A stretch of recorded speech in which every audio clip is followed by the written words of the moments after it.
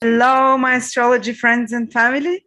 This is Lada from AstroladaOfficial, and today I'm here with the beautiful Krasi Sidereal Astrologer, who is in Iran. You can see by how she's dressed. Hello, my astrology friends and family. This is Lada. The streaming. But yeah, Krasi, what are you doing in Iran?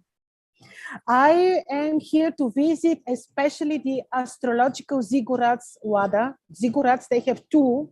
One in Shusha, which is near the Iraqi border, which was a temple exactly when they were watching the king and they were watching the sky, the astrological ziggurats. And one... Was that ancient Babylon where Iran? This was Elam, the land of Elam, which were actually the enemies of the Babylonians. They destroyed Babylon. These were the enemies. Yes. Wow. And there is also one ziggurat, which is, I'm in Tehran now, which is 3 hours driving from here. Tomorrow we are going there. And yes, I came to search for illumination, Wada. Wow. On the steps of the ancient astrologer. So Krasi, we're talking today about the sidereal perspective, about the 12 signs and the whole world. What is to come in September? Sidereal, just to say, is astrology used by the ancients, that the signs, the 12 signs, they have the same names of the 12 signs we use nowadays, but they're based on the actual constellations. Yes, we'll do the usual predictions. We'll see each of the 12 ascendants. Just what was interesting, Wada, and I wanted us to mention is what actually happened happened just a couple of days in August, because it will have impact on September. So we need to mention this. One was the great triple conjunction. Everyone spoke about this. It was this conjunction between Uranus, Mars, and Rahu. And actually, only a couple of days after, we had Malika Yoga, very rare situation where all planets are in a separate sign. Starting from Saturn in Capricorn, we had Saturn in Capricorn, Jupiter in Pisces, Uranus in Aries, Mars in Taurus, Venus in Cancer, the Sun in Leo. I think at that time the Moon was in Gemini. Everyone was in different positions. It had different sign. Very, very rare configuration. And what was very lovely, Sarah reminded me, Sarah, that actually, because I was thinking when for last time this rare conjunction happened, so rare, I had to put this because, in Iran, they can take you in the police and I'm on a public place if you're not covered. I was saying, no, I'm not going to wear it. But then 2 policemen said, you have to put it. So, yeah. So just to tell you. Let me hide it. Please, look. So actually what I understood is that 324 BC, Alexander the Great reached Shusha, the same area that I mentioned, where you had the ziggurat in Persia. And 1 year later, he died. The same year when the same triple conjunction happened. So it was turning point in the history. Who was greater than Alexander the Great? And during his rulership, this conjunction happened and turned upside down his rulership. And we have this happening now. A couple of days ago, I think you spoke about it. Many people spoke about this, but it was after that we had Malika Yoga, exactly that rare. I don't know how many years ago this happened. Not in my lifetime, not in your lifetime. This yoga. So you were saying that actually the ancient texts in Vedic astrology, they say that 7 of the visible planets are in 7 different signs. This is, for example, who has this? The Dalai Lama has this, 7 planets in 7 signs. And they say that such people have great potential for they're spiritual masters of some sort. I've seen I've met just one person who has this in real life, actually. It is very rare. I think it's very rare, yes. extremely rare. And actually, I was researching this a lot, and I noticed some Indian Vedics would say Rahu Ketu count as well. Others would say we don't count Rahu and Ketu. So I have not seen even them. if we yeah, if you exactly, count, but we do.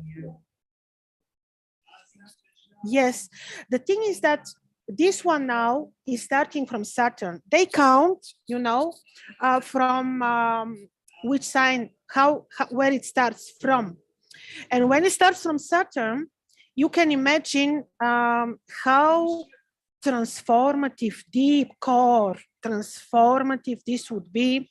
And when we look at people's horoscopes, transformative, especially for people who have Capricorn Ascendant Sidereal, or moon there, or Capricorn in key position. Actually, what is important to look at, and we will do when we do briefly, very briefly, but just that people have idea, when we look at the 12 ascendants, is where this thing happened in your horoscope, this area will be triggered, but not in a bad way. It may, because it starts from Saturn, it may start a bit too intense, maybe negative, but it should turn into something useful, good lesson, positive, you know, for the personal horoscopes. So how long is this active? Because it happened already, but Krasi is actually offering a special reading that she thinks it's so important, that shows what the impact for the next years, or what will be with this Malika Yoga in your personal horoscope and the triple conjunction of Uranus, Mars, and North Node. How long are those influences? Wada, you know, so rarely. It happened once, exactly. happened 2,500. Exactly. But look what I think. We cannot isolate only the Malika Yoga. Look why. This is crazy. Wada, we had great conjunction. Jupiter, Saturn, we had great conjunction, Saturn, Pluto. We have triple great conjunction. We have Malika Yoga. I mean, everything as a combination is super, super important. We need to take them all into consideration. Saying this. So in this chart, in this reading that you're offering only for 8, I will look at all of them. No, we have to look at all of them. Cycles that have started in a person's life, and see how they would impact the world, or it will impact their own life for the rest of their life. So yes, and I believe this is a long-lasting energy, because we have the trans-Saturnian planets taking part. We have Saturn taking part. This cannot influence only 1 year or 1 September of our lives. No way. You know, this is something which will be, it is like our decisions. The decisions that we're making now will impact our lives for the next 30 years. You know what happened to me? The Uranus-Mars North Node conjunction happened in my 4th house. And I was like, well, nothing big's happening with my family, always normal. And out of the blue, I found I have another brother, who is older than me. And my dad didn't know either, but the DNA test showed it, and we got in touch, and we're all kind of shocked, but he looks exactly like my dad. It's something really big for me. So, what? like predictions, and I'm like, what big surprise. I will see. What? This is big. This is wonderful. big. So, yeah. It is wonderful, but also it's a turning point. Also in your family, oh my God, this is very serious. Yeah, it is very serious. Very, very serious. To me, look, how crazy. When this happened, we were traveling to Iran by car 4 days, and I will be seeing exactly Shusha, you know, when Alexander the Great was, my God, it's astrology is shocking, Wada. You know? Yes. So, well, if you want to have a read with Krasi to see how those big cycles that started from 2020 and they're continuing will influence you personally, big discount from $140 to $80. But yeah, I'm excited to hear what September brings us. Yes. September, to tell you, the most uncomfortable situation of September, actually, which shouldn't really scare us, but just make us a bit more, well, careful is the very long transit of Mars in Taurus, and Mars will be staying in Taurus 8 months, a sidereal Taurus. And this is the main uncomfortable planetary position for the month of September, including this great, I would call them great conjunction, which took place in August and will certainly impact our future. Saying this about Mars, you shouldn't be afraid of this, because there is this very big thing about Mars, that Mars we can be in a trouble from Mars only if we are kind of, if there is a ground for this. It means you're prepared, you're careful, you make decisions which are not impulsive, and then Mars can actually work in your interest. Mars can be a very good drive. So knowing about Mars being in this detriment position is meaning that we should be very careful, not being impulsive, not being angry, but just try to live in harmony with ourselves. Especially influenced will be the people who have sidereal ascendant Taurus, or tropical Gemini, or Taurus on a key position, and of course people who have sidereal ascendant Leo, because Taurus is, and Mars from Taurus will be squaring the ascendant. So this is just very brief before I start speaking about the 12 ascendants, just to remind you, we're looking from sidereal perspective, which means that we're looking at the sidereal, your ascendant or your moon sign, or if you're following the modern tropical astrology, then this will be, we'll mention this as well. Starting from Aries, sidereal or moon in Aries, this would be your tropical or modern astrology Taurus. Now, people who have sidereal ascendant Aries, actually for them, this is very important, transit, because actually Mars, who is ruling them, is in the second house in Taurus. Why this is very important? Because if they rely on this typical martial soldier-like for drive and impulse, Mars may make them be a little bit more strategic, and they will be more driven to finances, and then they may need to be very strategic and not impulsive. This Mars also shows in September, but later as well a little bit, that you may need to be very diplomatic also with family roots, family members in general, because the great conjunction took place on your ascendant. I call this great conjunction, maybe it has another name, but the one that took place in Aries with Rahu and Uranus and Mars, indeed, this is turning point in terms of your decisions, your personal choices, maybe to a degree will have impact on your relationship. But September will be interesting, more strategic, not bad financially, but you have to be careful what financial decisions you make. In addition, the first appearance of the moon for you, depending where you are, but can happen in the last degrees of your 5th house or in Virgo, and may show emphasis on health, routine, just can make you very busy. In general, I don't think that the month is bad for you, especially from the beginning of September almost to the end. Venus will be on your 5th house, and this will be fine for finances, for creative activities. So the month will be very interesting, but your decisions, your harmony, your impulsiveness to be in harmony with yourself, this is the key. Now we look at people who have sidereal ascendant Taurus or moon in Taurus, or this will be the modern tropical astrology Gemini. Now, I mentioned already, Mars is on your ascendant, and Mars is in a bit disharmonious position on your ascendant. However, because Saturn makes a trine, Jupiter sextile, I don't think that you're in any trouble, but you may be a little bit too, you may be a bit Mars can bring disharmony in your thoughts, in your relationship, but can make you also very practical because of the trine of Saturn. So this is actually very good. So on another hand, the key here is to study, to do spiritual practices, spiritual activities. So this could be very, very helpful. But Mars can have impact on your relationships. So there you have to be diplomatic and loving. So this is a bit the point. Venus is coming in September on your 4th house. This is fine. This will have good impact on home, relationship with parents, even career. So the key is what?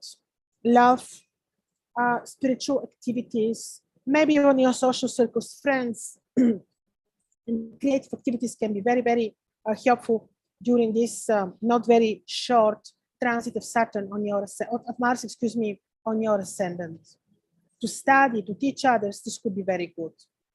And now we're looking at people who have sidereal ascendant, Gemini or moon in Gemini, or if you're following the modern tropical astrology, excuse me, please, this will be Cancer.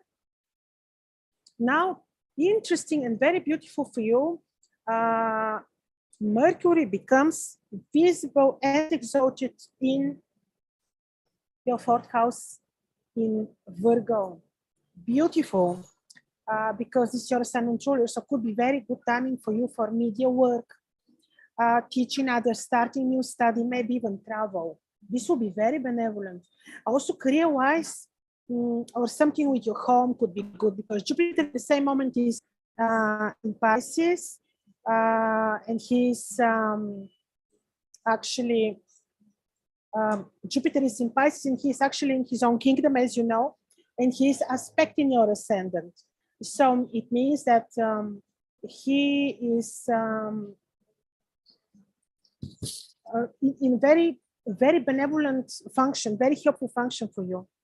So on the other hand, the fact that you have in September Venus in the 3rd house, I'm recording, thank you so much. Thank you so much. Excuse me, please. So Venus in your 3rd house will be trining the ascendant, sextiling, trining the 7th house, sextiling your ascendant. Actually also good for your personal life, for agreements, for communication, for travel. This will be very, very benevolent. So I think you're in a quite lucky position during the entire September for media work, for your career, teaching, studying, even your personal life. And now we're looking at people who have sidereal ascendant Cancer or moon in Cancer, or if we're looking from the modern tropical astrology, this would be Leo. For you, the first appearance of the moon for September is in will be in your either in the last, depends where you're located, but in anyhow, it will be an emphasis on media, communication, travel, relationships with brothers and sisters, with very powerful Mercury who becomes visible and exalted during September. So the emphasis for you could be teaching, negotiation, trade, travel. So this would be very, very interesting. On another hand, Jupiter is making harmonious aspect from your 9th house. Exactly the same thing, travel, study, teaching others. This could be very benevolent. And nothing new, Saturn is still in Sidereal Capricorn. You're familiar with these energies already for 2 years, very transformative for agreements and for your romantic life. So in this sense, the emphasis for your month is mainly this communication, travel, like all that I mentioned now. The disharmonious points are more in friendships, gains. Financially, you may need to be a little bit, how to say, not impulsive, very diplomatic and think twice. But in general, the month will be, in terms of media, commerce, communication, will be very good for you. Now, and this turning point, which I mentioned, actually is happening on the 10th house, can have interesting impact on your career. very intensive changes this may bring in the future. And now we're looking for people who have Sidereal Ascendant Leo or Moon in Leo, or if we're looking from the perspective of the modern tropical astrology, this would be Virgo. For you, the Moon appears most probably in Virgo, very strong, financially fine, good in terms of commerce, negotiations, but you may experience a bit of disharmony in relation to career. There you need to be diplomatic.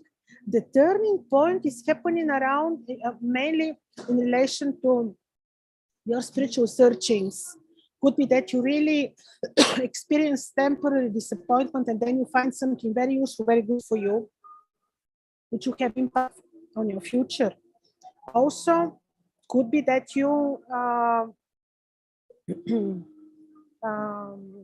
experience disharmony related to your studies, school, but then you find something better, like that, because all this happening on your 9th house. But in general, having the sun on your ascendant in September, having this powerful position of Mercury, I think the month will be quite good in terms of even financially, but be careful how you communicate with superiors, your career place. There you may experience some disharmonies, but in general, the exalted and visible Mercury in your 2nd house will be positive financially.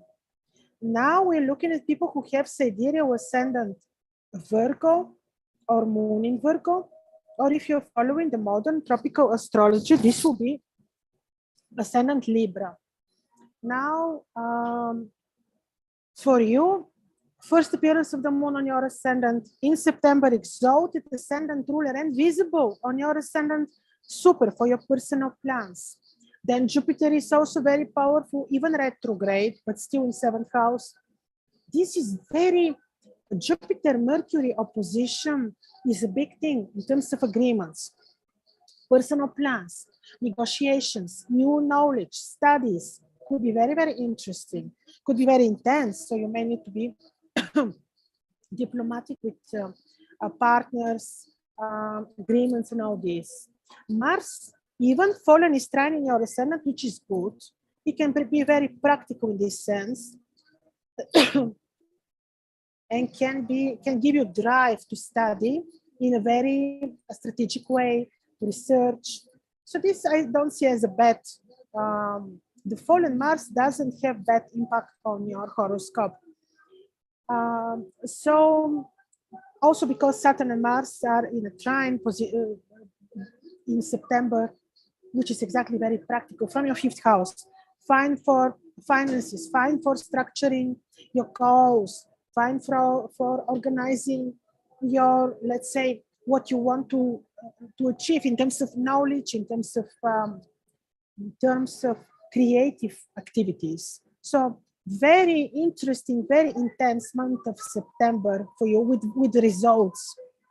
And now we're looking at people who have Sidereal Ascendant Libra or Moon in Libra, or if you're following the modern tropical astrology, this will be Ascendant Scorpio, Libra. Now, Venus rules you beautifully, and Venus comes in your 11th house in September.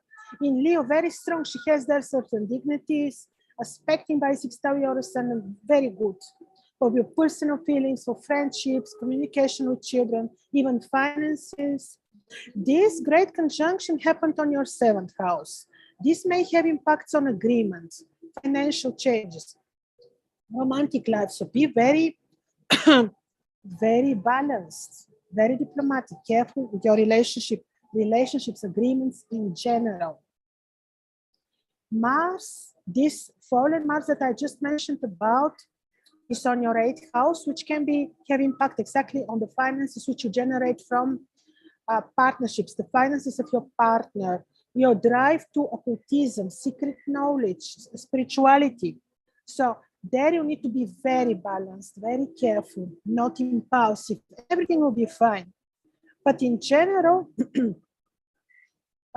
I think that the good position of Venus for the month of September will be having very good impact on your horoscope.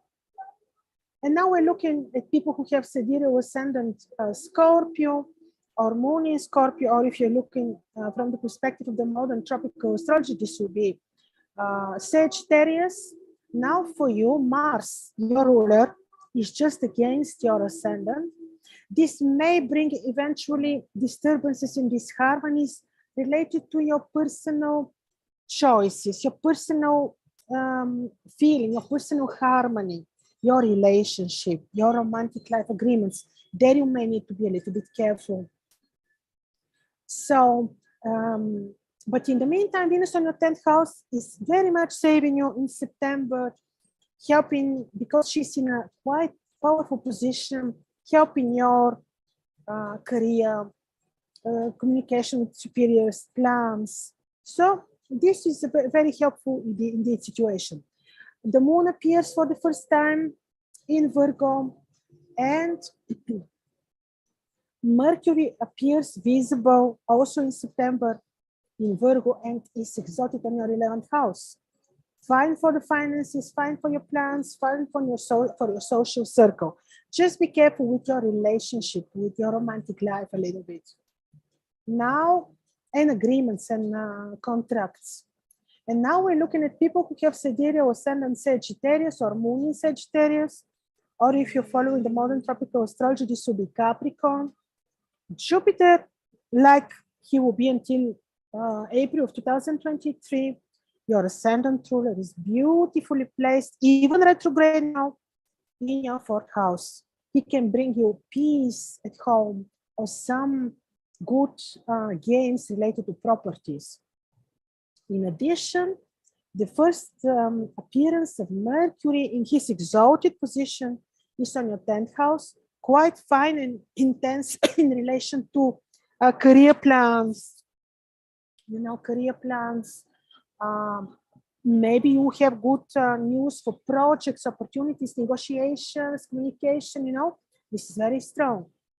On the other hand, Venus will be on your 9th house in Leo, trining the ascendant. This is also very good in terms of, again, same negotiation, study, travel, sharing your knowledge with others. Mars is falling on your 6th house. Be careful for risky situations, like take care about your health. Any conflicts in your routine at work are also something to be aware of and be a little bit careful. And now we're looking at people who have sidereal ascendant Capricorn or moon in Capricorn, or if you're following the modern tropical astrology, this will be Aquarius. Now for you, Saturn, who rules you, is still on your ascendant until end of January of 2023, nothing new. But this beautiful big trine between the first appearance of Mercury in Virgo, fallen Mars in Taurus actually can be very productive for you, for your plans, creative projects, creative studies, negotiations, travel, communication, commerce. This could be very, very interesting for people who have sidereal ascendant Capricorn.